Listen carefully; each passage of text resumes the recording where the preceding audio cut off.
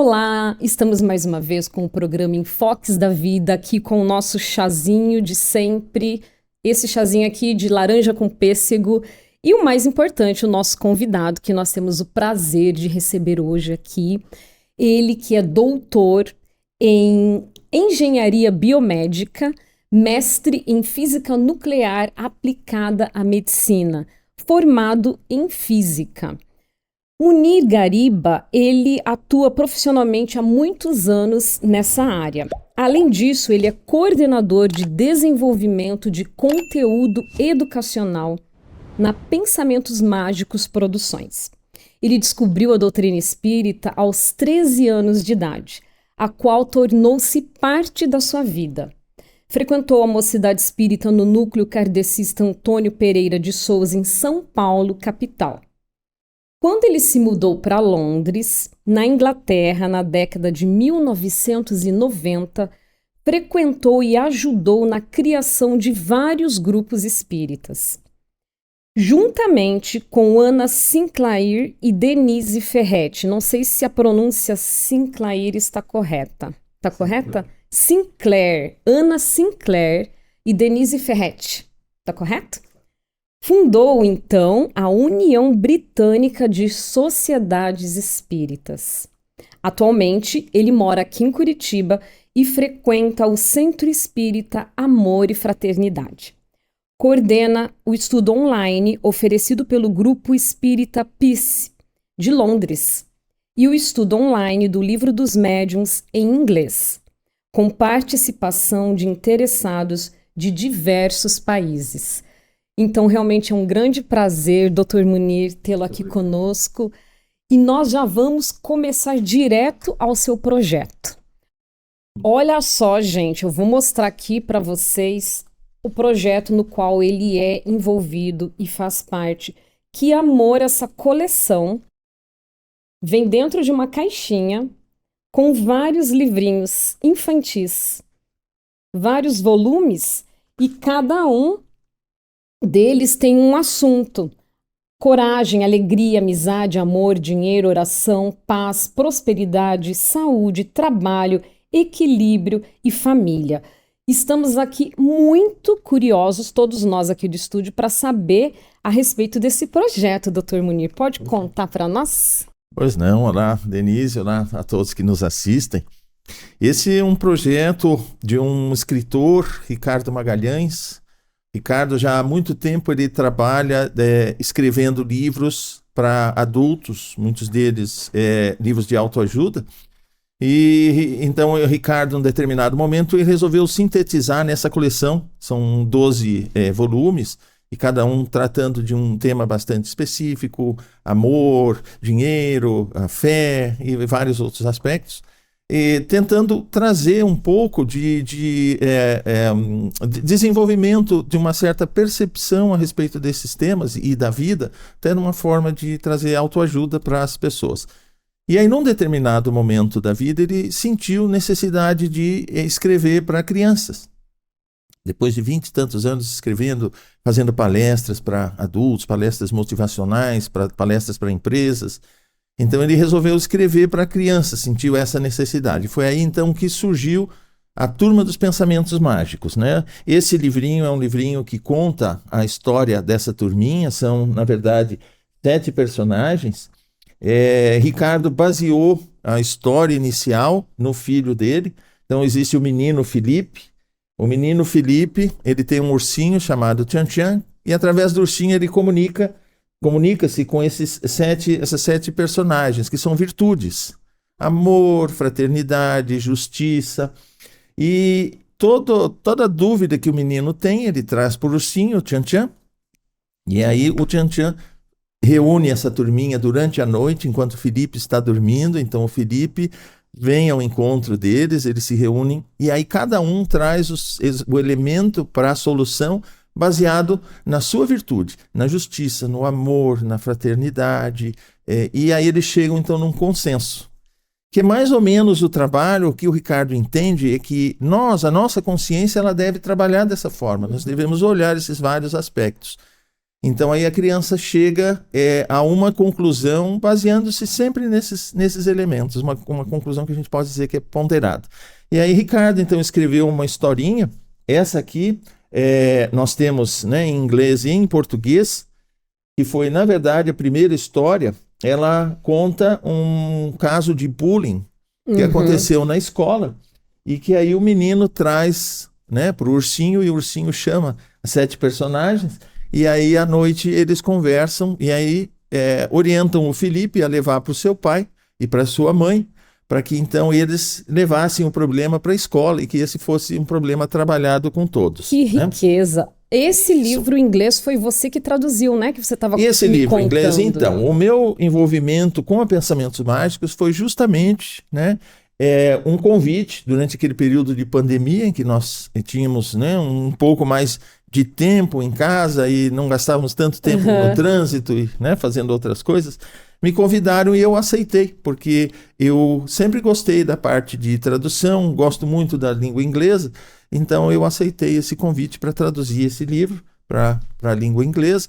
E então foi assim que começou o meu envolvimento, né? E depois veio um convite então para coordenar o desenvolvimento de um programa educacional, que é um programa educacional que foi baseado nessa ideia das personagens, né? Desse reino das possibilidades, de onde essas personagens vêm, e então trazem essa contribuição para que a gente, né, no caso aqui o Felipe, mas representando todas as crianças e adultos, para que a gente então sempre faça uma escolha ponderada nessas virtudes, né, nas nossas vidas. E esse projeto tem algum cunho religioso, ou seja, é só para espíritas ou é para todos? Não tem, foca em alguma religião ou não? Não, de forma alguma. Esse projeto é um projeto que ele trabalha o lado socioemocional e o lado socioconsciencial, que é até uma palavra cunhada pelo Ricardo, porque o socioemocional está muito em voga, ele trabalha a emoção das crianças. Qual é a formação do Ricardo?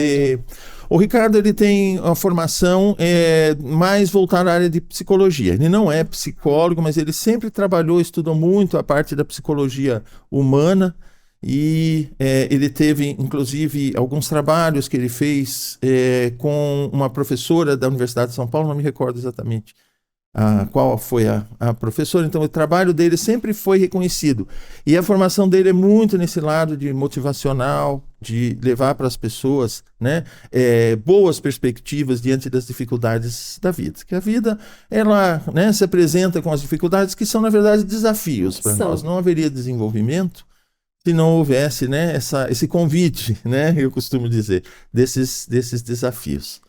Porque quando você comentou que ele sempre escreveu livros de autoajuda para, né, para nós, para a nossa faixa etária, então eu imagino que esses livros agora voltados para a infância, eles de alguma forma é uma semente para as crianças desenvolverem essas virtudes, né? Exatamente, né? Há uma necessidade, como eu digo, essa necessidade, o próprio Ricardo, ele observou no filho que na época tinha 8 anos, que foi a inspiração para o Felipe, né?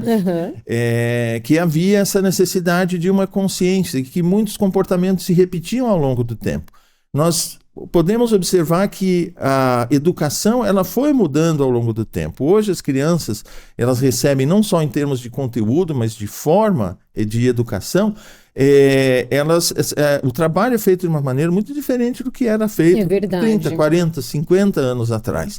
Então a gente vê que houve essa mudança, mas os comportamentos eles acabam se repetindo. Por quê, né? Então o que o Ricardo observou é o seguinte, nós precisamos conhecer a nós mesmos em termos de emoções, saber que nós temos certas emoções, o que vamos fazer com elas. Mas mais do que isso, nós precisamos coordenar tudo isso para que a gente sempre tenha uma resposta positiva para a vida. Né? Então, ele sempre cita o exemplo, se ninguém está olhando, qual é o meu comportamento? Perfeito. Se eu estou diante de uma situação, puxa vida, olha, aqui eu pago, a máquina abre, eu retiro um refrigerante. Se ninguém estiver olhando, eu retiro um só? Sim.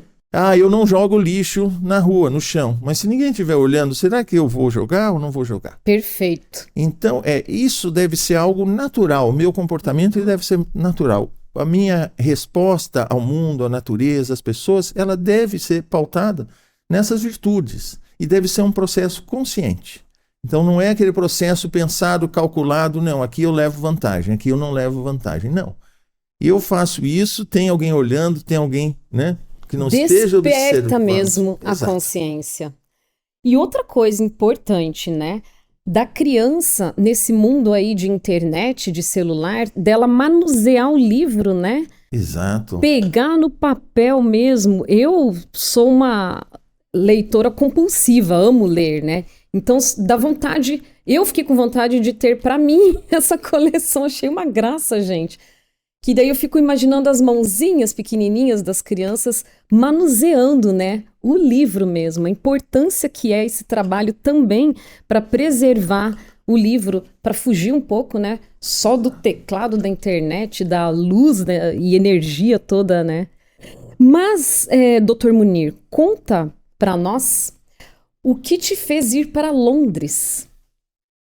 Eu sempre me encantei com a carreira acadêmica e eu tinha acabado de fazer o mestrado e tinha muito interesse e sempre uma paixão pela Inglaterra, né? Sempre gostei muito de lá.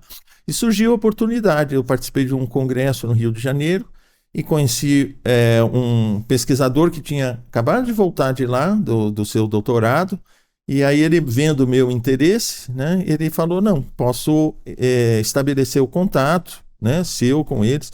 E no fim a coisa se encaminhou. Então fui fazer meu doutorado na Inglaterra, no Imperial College, que é uma instituição de ensino e pesquisa, né, e isso me levou à Inglaterra. E o seu trabalho lá, desculpa, como espírita, né, que você Sim. fundou uma instituição, você pode falar para nós a respeito, Sim, como que foi, posso, sim. Os seus desafios, os percalços, as pessoas que frequentavam, o que vocês estudavam? Então, eu quando fui para lá, um pouquinho antes de ir, eu estava em São Paulo, participava da Mocidade Espírita, do Núcleo Kardecista Antônio Pereira de Souza, como você colocou, e nós organizamos no final do ano uma reunião das mocidades da capital, chamava Comecap. E nisso vinha um pessoal também de Santos, que tinha uma ligação lá com a gente, e eles vinham e participavam. E uma das colegas, sabendo que eu ia para Londres, ela falou, olha, o seu Altivo Ferreira acabou de voltar de uma viagem pela Europa, e ele conheceu um centro espírita em Londres, né, o único que se sabe, e se você quiser eu pego o contato, né, e passo para você. E aí foi assim, em março eu fui para o Reino Unido, fui para Londres, e logo em seguida, final de março, e já no início de abril, eu entrei em contato com a senhora Janet Duncan, Sim. uma senhora que havia morado no Brasil 30 anos, conheceu a doutrina espírita aqui, ela até teve um episódio na vida dela que levou ao Chico Xavier, e aí a partir de lá ela nunca mais largou a doutrina espírita, por um problema pessoal, a mãe doente, que morava lá ainda, ela retornou e levou com ela a doutrina espírita. Então eu comecei a frequentar o centro espírita, participar desse trabalho. Como eu disse, era um grupo pequeno, era só aquele grupo na Mais ocasião. Mais ou menos quantas pessoas? Olha, participavam, coordenando os trabalhos, organizando tudo, nós éramos ali por volta de 10, 12 pessoas. E tinha um público que assistia, nós tínhamos palestras públicas às segundas-feiras, então tinha um pessoal que frequentava com uma certa assiduidade, alguns que iam depois... não iam mais e voltavam. Mas natural, né? Isso natural. Acontece. Mas o que se percebia é que era um centro de, como eu diria, um centro de fomento de formação de centros espíritas. Porque muitas pessoas iam para lá, mas não estavam em Londres. Estavam nas cidades vizinhas, às vezes um pouco mais longe, às vezes na Escócia. Mas era referência. Então nós percebemos que havia necessidade de se criar uma forma de auxiliar essas pessoas a começar o trabalho espírita onde elas estivessem. Porque muitos vinham, estavam em Londres, participavam, mas aí voltavam para as suas cidades, né? Ficavam um tempo sem dissolvia aquilo tudo, né? E aí isso foi muito bacana, porque no começo as pessoas se empenham, sentem, né, que não existe essa facilidade em todo lugar de um centro espírita, então cuidam com bastante carinho e tudo mais. E nós tínhamos regularmente a visita de Divaldo Franco, de Raul Teixeira. Eles iam pelo menos uma vez por ano. Divaldo costumava ir todo mês de maio. Ele fazia uma viagem pela Europa, ele começava pela Suíça, que eu acho que ele tinha um trabalho regular na Suíça, e visitava alguns países e aí passava lá no Reino Unido. Então nós podemos ter esse contato próximo, né? Nós nos revezávamos, ia ao hotel buscá-lo, levá-lo ao local de conferência, depois levá-lo de volta, algumas viagens que nós fizemos, então íamos num grupo. Teve o prazer da companhia do Divaldo. Fantástico. Divaldo, Raul Teixeira. Raul, querido. Então, Raul. oportunidade única. E nós sabíamos Sim. que no Brasil você não conseguia chegar perto, porque eles iam falar para 5.000 pessoas num ginásio de esportes, né? Num local grande, e nós lá era um público pequeno, restrito, então tínhamos essa oportunidade. Nossa, né? Foi que oportunidade mesmo, né? Uma grata oportunidade de ficar bem próximo deles, né? Exatamente. Na ocasião, nós tínhamos o Evangelho segundo o Espiritismo, traduzido. Existia uma tradução anterior, mas aí a Janet Duncan ela fez uma tradução mais recente, né? Na época tinha acabado de fazer essa tradução e publicado. Nós tínhamos o Livro dos Espíritos, em inglês, o Livro dos Médiuns, ainda da tradução da Anna Blackwell, que foi uma até conhecida de Kardec, né? Ela traduziu na época o livro dos Médiuns, o Livro dos Espíritos. Depois surgiu uma tradução mais nova. Hoje já tem traduções mais recentes, né? Feita pela FEB, pelo Conselho Espírita Internacional. Mas nós tínhamos, né, palestra pública, estudos de um grupo mediúnico também que se formou, mas era tudo muito, muito pequeno. E com o tempo as pessoas vinham buscando informação, querendo começar alguma coisa na região onde eles moravam.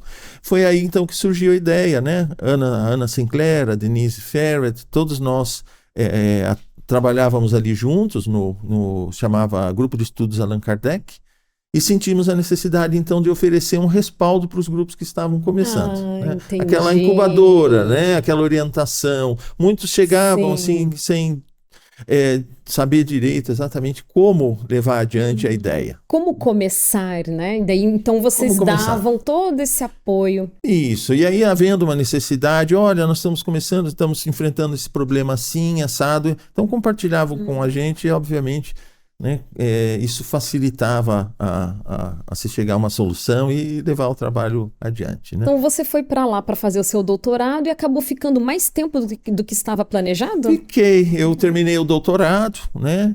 Na ocasião tinha uma bolsa de estudos e aí tinha a obrigação de retornar para o Brasil, mas aí surgiu a oportunidade de eu fazer um pós-doutorado na sequência, né? Aí ganhei autorização para continuar e fui ficando mais tempo. Né, fiquei como pesquisador durante mais um tempo, e foi aí que a minha estada, né, na Inglaterra se deu aí por basicamente 10 anos. Então você ainda fez um pós-doutorado, daí você fez em que o pós-doutorado? Meu pós-doutorado foi na mesma área. Eu trabalhava com a parte de tecnologia, né, ligada à ressonância magnética de joelho. Isso era um projeto pioneiro na época, trabalhava com indústria farmacêutica, e eles tinham interesse de fazer essa parceria. Aqui no Brasil era uma coisa que ainda não existia, a universidade pública ela não fazia pesquisa em parceria com a indústria. Hoje em dia já se tornou uma coisa até mais comum. Que bom. Na época existia um distanciamento, porque uma não olhava bem assim para a outra, né? As instituições, as universidades públicas olhavam a indústria, na verdade, simplesmente como um local de interesse financeiro, e a indústria olhava a universidade assim como uma coisa que o conhecimento se perdia, né? Você fazia uma tese, se engavetava e aquilo não ia a lugar nenhum. Mas com o passar do tempo, essa cultura de fora, né, veio aqui para o Brasil também, mas lá era muito comum. A indústria ela fazia uma parceria com a universidade, a indústria tinha o desenvolvimento deles e a universidade tinha o seu expertise, e aí trabalhava, né, em conjunto. Então nós trabalhávamos com uma indústria farmacêutica. Na ocasião eles desenvolviam implantes de cartilagem para fazer esses implantes nos joelhos, e eles precisavam de um grupo que trabalhasse com a parte de imagens, fazer uso de ressonância magnética para fazer a aquisição das imagens, fazer as medidas de espessura de cartilagem, fazer todo um acompanhamento. Que coisa fantástica, implante de cartilagem Pô, no joelho. Exatamente, esse interesse no joelho. Então foi um projeto assim muito bacana, foi uma vivência muito bacana, né? Imagino. Até na ocasião isso foi bem visto pela instituição aqui no Brasil que tinha me concedido a bolsa, porque era um conhecimento, uma experiência mais do que um conhecimento, né? Que depois podia ser aproveitado aqui também. E hoje a gente vê que, né, existe uma parceria grande de universidades públicas, assim como universidades privadas. As universidades privadas nunca tiveram muito problema nesse sentido. As públicas é que tinham uma cultura, né, uma visão, até porque também as indústrias no Brasil tinham uma outra postura, né? Sim. E não se investia tanto em pesquisa, a indústria queria um resultado imediato e a universidade queria gerar conhecimento, mas aos poucos foi se formando, né, uma ponte e hoje a gente vê essa parceria assim. E agora você está de volta no Brasil. Desde quando você veio para o Brasil? 2001. 2001, Já faz tempo já. Sim, sim. E o que te trouxe de volta para as Américas? Olha, bom, a família, né, é algo que pesa bastante. Eu fui para Inglaterra solteiro e voltei casado, né?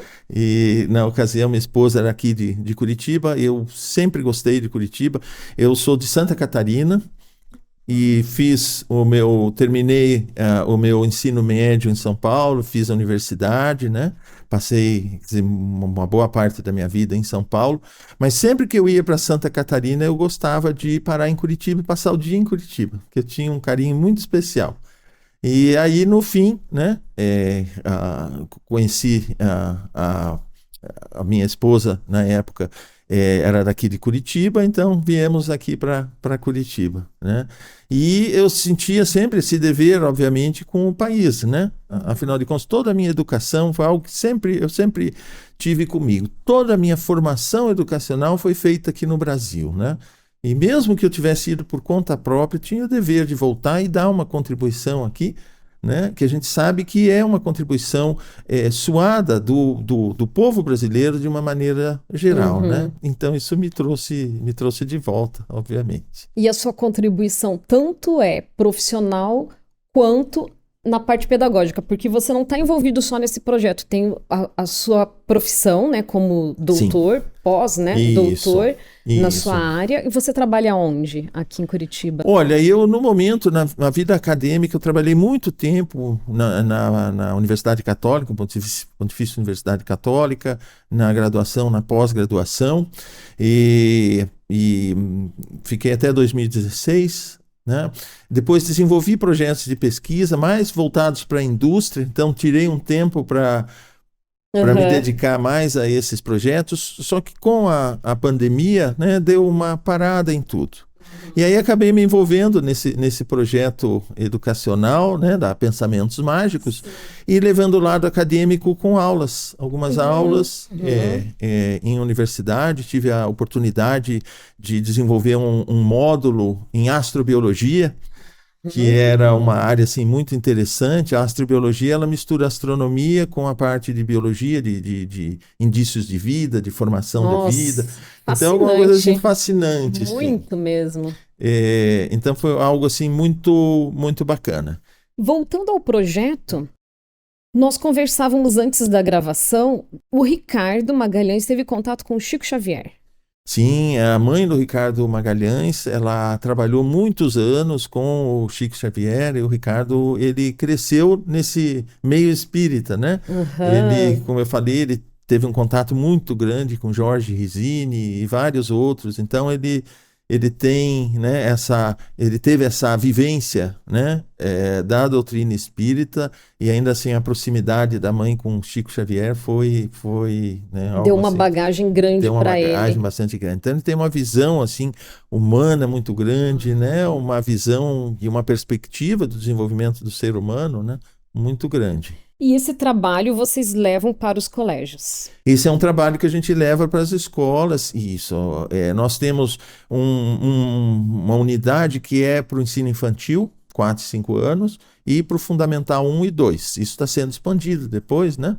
futuramente vai ser expandido, mas no momento são para essas 3 etapas do desenvolvimento escolar, né? Podia ser feito Fundamental 1, Fundamental 2. Podiam ser feito também para os jovens, não sei se vocês têm projetos. Também temos, sim, para os jovens. Porque é uma fase, né? Uma faixa etária.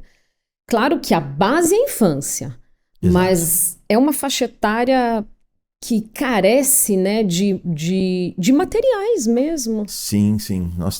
Desde a minha juventude eu lembro, porque também passei por evangelização, mocidade, e nós não tínhamos literatura para nós. Exato, existe essa lacuna. Como jovens, né? Sim, exatamente. Existe essa lacuna, existe essa lacuna. Bem colocado, porque doutor. aí depois você tem a fase adulta, e a fase adulta ela é menos, como eu diria, gerenciada. Exato. Porque infantil, né, a pré-adolescência, a adolescência, você de certa forma gerencia para que aquele conteúdo seja um conteúdo muito especial. O adulto ele já tem uma formação, ele sabe escolher, ele sabe o que é bom, né? E aí ele, de certa forma, ele escolhe a obra, né? E tem escolhe a linha a seguir. Opção. Tem muita opção. Exatamente. E onde que o nosso telespectador ouvinte pode encontrar para ele adquirir essas obras? Então, essas obras, elas fazem parte do programa educacional Pensamentos Mágicos, né? Que é um programa que é levado para as escolas. Mas aí esse programa, ele inclui esse material que também pode ser adquirido diretamente, né, por quem tiver interesse. Então são esses livros, mas tem uma série de outros materiais. Tem esse outro livro aqui, que é o mais recente, embora tenha um no forninho também, que o Ricardo está para lançar, mas esse último que foi lançado, ele é um projeto muito interessante, porque ele trabalha uma história, né, é uma história baseada em fatos reais, com o Bioparque Serra Negra, no interior de São Paulo. Olha que então maravilha. ele é para consciência ambiental, ligado muito ao tráfico de animais. Então é uma história muito, muito interessante, muito bacana. E todo esse material ele pode ser adquirido no www.pensamentosmágicos.com. Então lá tem tudo isso disponível, desenho animado, uma série de outras, né, informações. Eu vi que tem almofadas também do Tchan-Tchan, né? Isso, bichinhos, tem um monte de coisa lá interessante, camisetas. Eu dei uma olhada no site. Isso, exatamente. Achei muito lindo, uma graça mesmo. Mas o bacana é a ideia, né, que é colocada, né, de você... Quer dizer, tudo isso traz, né, a ideia desse mundo das possibilidades e das personagens que representam virtudes, para que a gente sempre analise as situações antes de tomar qualquer decisão. Né? Quer dizer, no fundo, o trabalho é feito dessa forma, que nós mobilizamos, desenvolvamos e mobilizemos as nossas virtudes, né, para que a gente sempre tenha uma decisão mais consciente. Mas convido todos a visitarem, tenho certeza que vão gostar, né? Como eu falei, não são só os livrinhos, mas vão encontrar também muita coisa lá que é bacana, que vale a pena conhecer, né? E nós temos o site do programa educacional, que aí ele é o ppmagicos.com.br. E aí eles entendem um pouco mais o que é a proposta desse programa educacional, que aí é um programa que é levado para as escolas, né? Doutor Munir, para nós encerrarmos o nosso programa, pode deixar para nós todos uma mensagem? Eu deixo sim. Nós estamos vivendo um momento muito delicado e muito importante, eu diria, no planeta como um todo, porque os problemas que nós temos, às vezes, na nossa vizinhança, ele é um problema que não é só aqui, é um problema do planeta inteiro. Isso é uma característica do momento que nós estamos vivendo. E eu acho que é muito importante que nós tenhamos esse preparo, que nós desenvolvamos a nossa sensibilidade, mas que nós saibamos lidar com elas também, desenvolvendo essa consciência que todos nós podemos ter, que é a consciência da paz, a consciência da ponderação, a consciência de olhar o outro, olhar o lado do outro, olhar a vivência do outro com as lentes com as quais eles estão enxergando a nós e a todo o mundo. Então eu faço um convite nesse momento, então a minha mensagem é de um convite, para que nós então desenvolvamos essa habilidade de entender o outro, porque o outro tem toda uma vivência, tem toda uma perspectiva, para que então a gente, conhecendo um pouco mais qual é a perspectiva do outro, a gente consiga se aproximar dele e não começar com atitudes que seriam atitudes belicosas, desde o nosso vizinho de prédio, de casa, né, do nosso colega na escola, até países, né, que são países fronteiriços ou países com os quais a gente não consegue identificar uma certa identidade. Somos todos gente, e como gente, nós devemos criar uma maneira de vivermos em paz e vivermos bem com todos.